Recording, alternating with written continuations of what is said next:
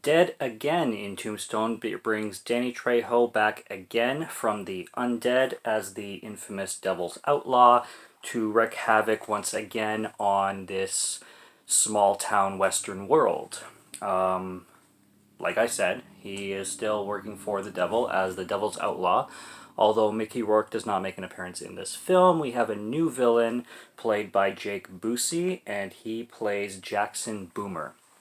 And basically, this one revolves around this book that is basically encased in this bone box that the villain Jake Busey is after. And we get this plot reveal where Danny Trejo's character Guerrero has been kind of knowing about it, and we get his family introduced. He has a long lost daughter.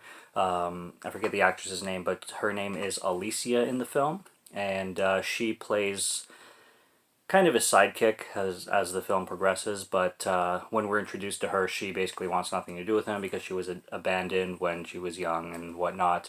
Guerrero also has a mother as well who has been raising this girl for however many years.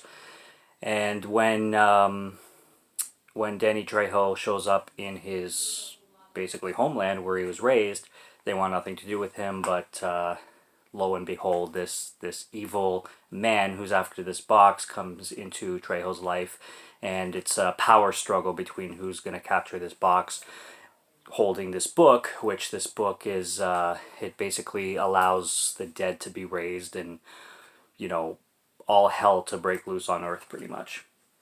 I love this film as much as the first one. It definitely delivers pretty much everything the first one did and more. You get a lot more nudity and a lot better nudity in this film, especially with the way they play out the sex scenes, and you get two girls making out while the villain is trying to hold back from lusting over them and whatnot. You get, bigger action set pieces.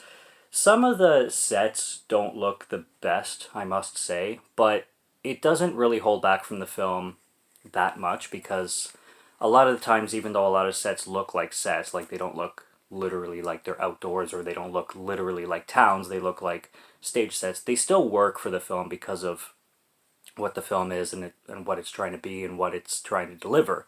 So that doesn't take away the film. It doesn't take away from the film at all. There's only one thing that I wish they could have done better in this film, and that's the villain. The villain just doesn't work. The villain literally looks like a little bitch. Throughout the entire film, it looks like Danny Trejo can kick this guy's ass no problem. There's no threat from the villain. He's not even memorable. He's not entertaining. He's just annoying a lot. He's nothing like the villain from the first film, played by Anthony Michael Hall, I believe. They don't compare. The villains just don't compare. The villain is really, really weak in this film. But that's the only thing I would change other than everything else that really makes this film a fantastic sequel to Dead in Tombstone, including all the performances basically all around.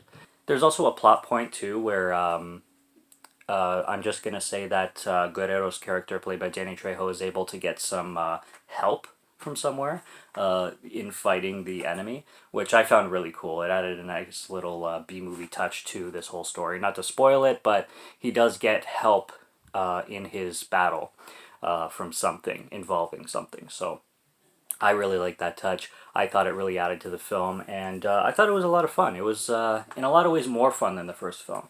Outside of the villain, which could have been improved in my opinion, I think this is a perfect sequel to Dead in Tombstone, and I really enjoyed it just as much. I gave them both 3 out of 5 on Letterboxd, and I can't really, I'd have to give them a full review and a full in-depth watch to see which one I like better, but going together, I think they're really, really well done, and I really enjoyed both. Love this one. I definitely recommend seeing both, so check this one out after you've seen the first one, of course, and they both get my recommendation. As always, subscribe to Morgan Film Fan if you like to listen to my voice or if you like my film reviews, and I will be back for more real soon, so until then, stay tuned and cheers.